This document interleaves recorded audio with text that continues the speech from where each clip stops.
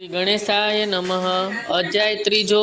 ઋષિ બોલ્યા, મહાસુર સેનાપતિ ચિક્ષુ પોતાનું સૈન્ય હણાયેલું જોઈને બહુ કોપાયમાન થઈ અંબિકા સામે લડવા આવ્યો। મેરુ પર્વતના શિખરો પર જેમ ભારે વરસાદ પડે છે તેમ તે અસુર દેવીના ઉપર બાણોનો વરસાદ વરસાવવા લાગ્યો। એ સઘળા બાણને દેવીએ જેમ લીલા કરતી હોય તેમ નાશ કર્યા અને તે દુષ્ટ અસુરના ઘોડાઓ તથા સારથીને મારી નાખ્યા। દેવીએ તેના રથની ધ્વજા કાપી નાખી અને તેનું ધનુષ પણ છેદી નાખ્યું અને તેના શરીરમાં પોતાના બાણો મારવા માંડ્યા। જ્યારે તે અસુર ધનુષ કાપી નાખ્યું હતું, રથ ભાંગી નાખ્યો હતો અને ઘોડા તથા સારથી મારી નાખવામાં આવ્યા હતા, ત્યારે તે એકલો દેવી તરફ ઢાલ તરવાર લઈને દોડ્યો।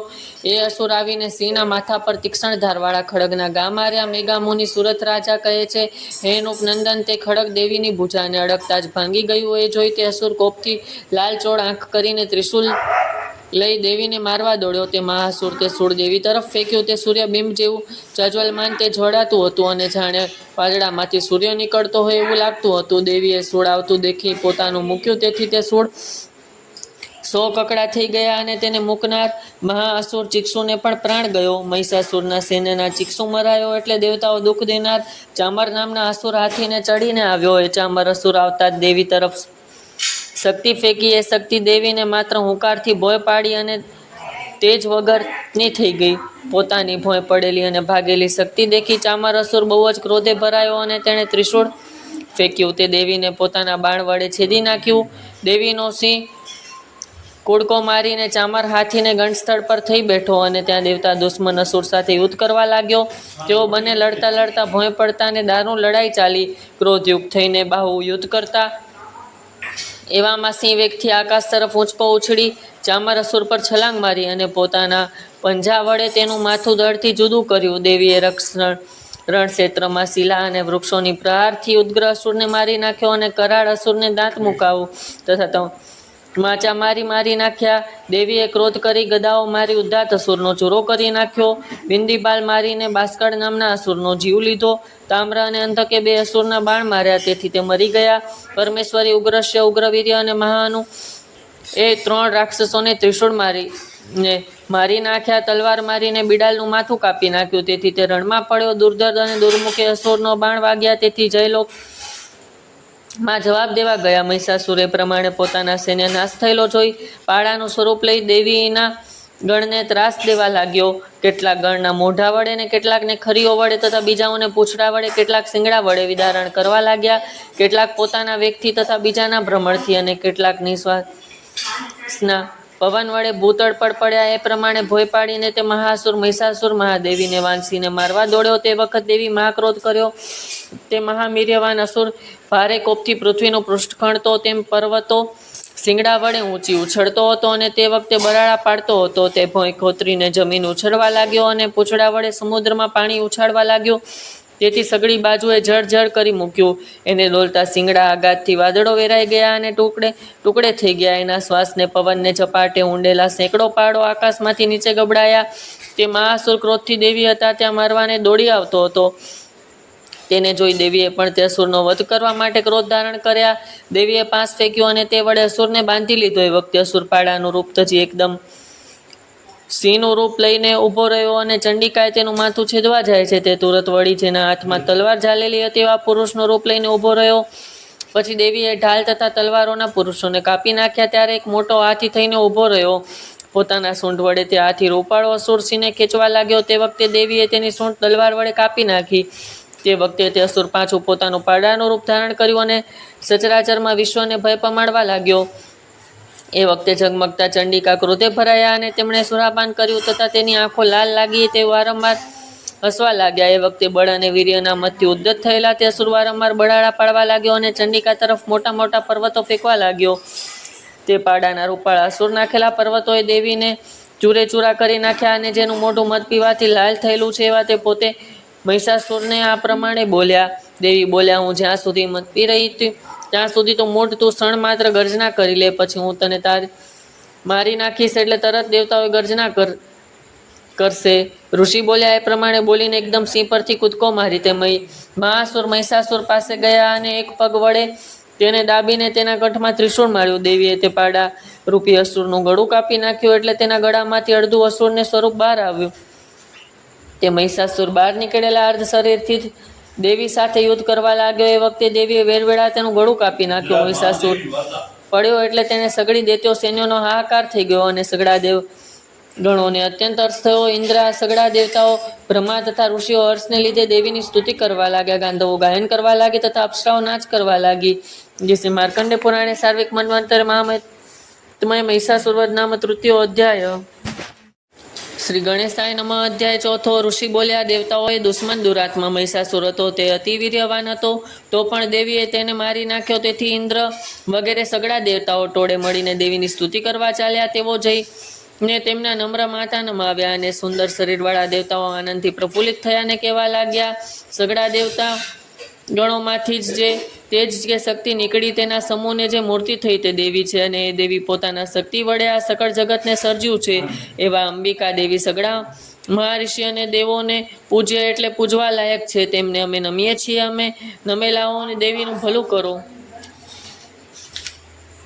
એ દેવી અતુલ પ્રભાવને અપાર બળનું વર્ણન કરવાને ભગવાન અનંત શેષના 1000 મોઢા છતાં અશક્ત છે. બ્રહ્મા અને મહાદેવજી પણ વર્ણવી શકતા નથી તેવા ચંડિકા માતા અખિલ જગતના પરિપાલનને અર્થ અને અસુરોને ભયને નાશ કરવા અર્થ ગતિ કર્યા. સુકૃતિવાન પુરુષોએ ભવન વિશે જે દેવી લક્ષ્મી રૂપે વિરાજે છે અને પાપીઓના ઘરમાં લક્ષ્મી રૂપે વસે છે, સારા માણસોના હૃદયમાં બુદ્ધિ રૂપે વસે છે અને સત્કારમાં જન્મેલા માણસોમાં શ્રદ્ધા રૂપે અને ઉત્કૃષ્ટમાં લજ્જા રૂપે રહે છે, એવા દેવી અમને નમીએ છીએ. તે વિશ્વનું પરિપાલન કરો.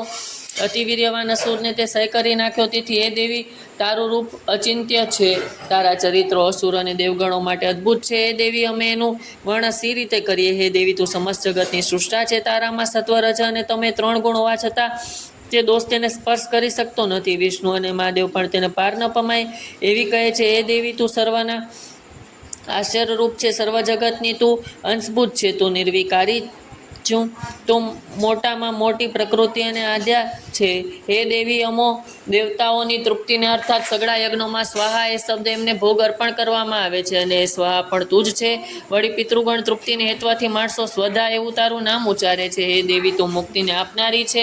તું ચિંતન ન થઈ શકે એવી છે. મોટા મોટા વ્રત પણ તું જ છે. જેઓ પોતાનું મન કબજામાં રાખીને તને જાણવાનો યત્ન કરે છે, એવા સમસ્ત દોષરહિત મોક્ષાર્થી મુનિઓ. એ ભગવતી દેવી, તું મોટામાં મોટી વિદ્યા છે. અતિ નિર્મળ રજો અને યજુર્વેદ તથા ઉત્કૃષ્ટ રમણીય પદવાળા સામવેદની તું શબ્દાત્મિકા છે. હે ભગવતી દેવી, તું એક છે, પણ સૃષ્ટિની ભાવના અર્થા તું 3 સ્વરૂપે બિરાજે છે.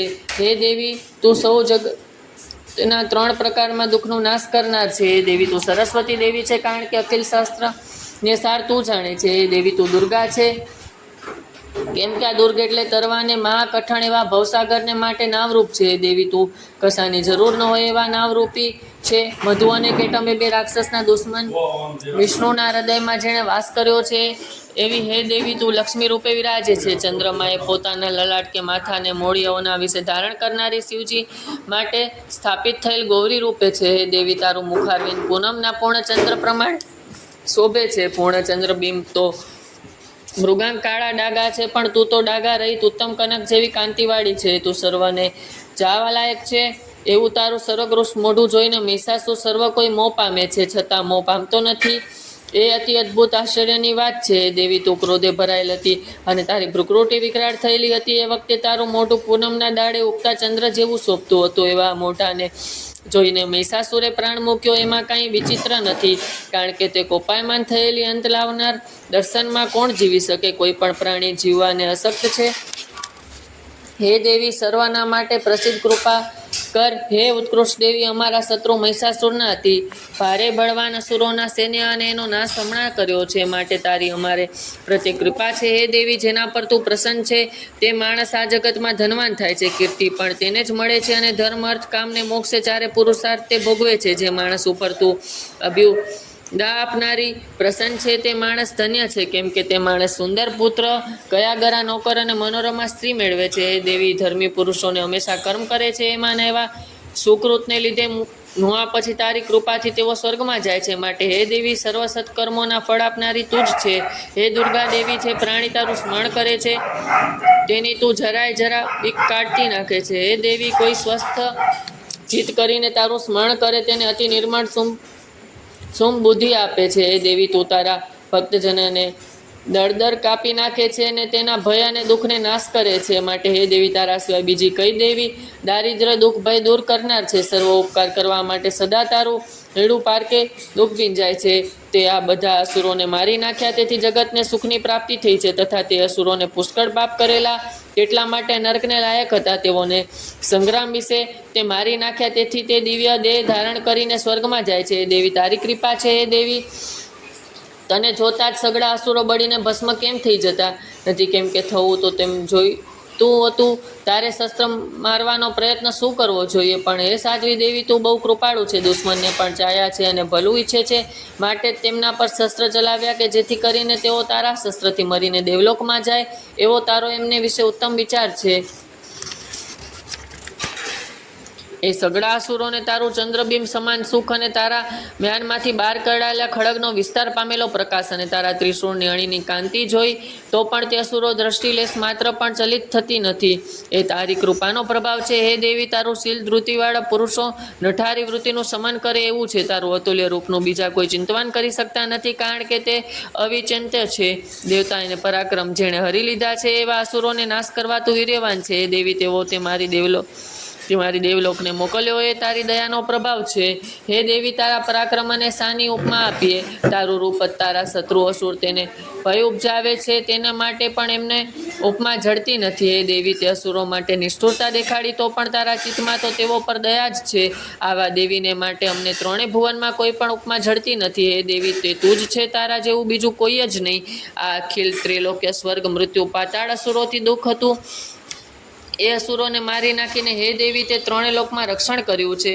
અમે દેવો પણ અસુરોના ભય સ્વર્ગમાંથી કાઢી મૂકેલા આમ તેમ ભટકતા હતા માટે તેઓને માથા કાપવાથી અમારે પણ ભય ટળી ગયો છે. હે દેવી અમે અસુરોના દુશ્મન તમે નમીએ છીએ. હે દેવી તારા ત્રિશૂળ વડે અમારું રક્ષણ કર. હે અંબિકા તારા ખડગથી અમારું રક્ષણ કર. તારા ઘંટના રણકાર વડે અમારું રક્ષણ કર. તારી ધનુર્જા કામઠાની દોરી ટંકારથી અમારું રક્ષણ કર. હે દેવી પૂર્વમાં રક્ષણ કર. હે ચંડિકા પશ્ચિમમાં અને દક્ષિણમાં રક્ષા કર. હે ઈશ્વરી દેવી તારા ત્રિશૂળના ભ્રમણ વડે ઉત્તરમાં રક્ષણ કર. હે દેવી તારા જ સૌમ્ય રૂપે ત્રિલોકમાં વિચરે છે તેઓને તારા ઘોર રૂપે છે તે સગડા રૂપો અમારું અને આ જગતનું રક્ષણ કરો. હે અંબિકા તારા કરપલ્લવને વિશે ખડગ શૂળ ગદા વગેરે શસ્ત્રો શોભી રહ્યા છે. એથી હે દેવી તું અમારું સગડી બાજુએથી રક્ષણ કર. ઋષિ બોલ્યા એ પ્રમાણે દેવતાઓએ દેવીની સ્તુતિ કરીને પછી નંદન નામના બાગમાં ઉત્પન્ન થયેલા દિવ્ય ફૂલ તથા સુગંધના અનુલેખથી તે દેવી જગતને ધાત્રીની અર્ચના કરી. એ સગડા દેવતાઓ સંપૂર્ણ ભક્તિથી દેવીને ધૂપ કર્યા. તેથી કરીને દેવી સુમુખી પ્રસન્ન થઈને પોતાના નમેલ દેવો પ્રત્યે આ પ્રમાણે બોલી. દેવી બોલ્યા એ દેવતાઓ તમે સગડી જેની ઈચ્છા હોય તે માંગો, હું તમને વરદાન આપવા તૈયાર છું. દેવતા બોલ્યા અમે તે સગડું આપ્યું છે, અમારા માટે હવે કશું બાકી રહ્યું નથી. અમારા શત્રુ મહિષાસુરને તે મારી અમારે જે જોઈતું હતું તે આપ્યું છે.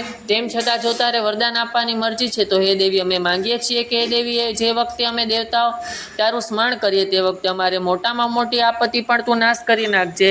હે નિર્મળ મોઢાવાળી દેવી જે કોઈ તારું આ સ્તોત્રનો સ્તવન કરે તેને જ્ઞાન વૈભવ ધન ધારાએ વૈરાગ્ય તેને જ્ઞાન વૈભવ ધન તારાએ વગેરે સંપત્તિને વિશે વૃદ્ધિ કર અને સર્વદા તેઓ પર જેમ અમારા પર પ્રસન્ન છે તેમ પ્રસન્ન રહે. એ પ્રમાણે દેવો જગતના અને પોતાના હિત માટે દેવીની સ્તુતિ કરી તેને રાજી કરી. તે સમયે ભદ્રકાલી બોલ્યા તથાસ્તુ એમ કહી તે અંતર ધ્યાન થઈ ગયા. એ સુરથ રાજા એ પ્રમાણે દેવી દેવતાઓના શરીરમાંથી નીકળેલા તેજમાંથી સ્થિર રીતે ત્રિલોકમાં હિતને અર્થા ઉત્પન્ન થયા. એ મેં તમને કથા સંભળાવી. એ દેવી ફરી દુષ્ટ દૈત્યો શુંભ નિશુંભને મારી નાખવા સારું ગૌરી દેહમાંથી ઉત્પન્ન થયા.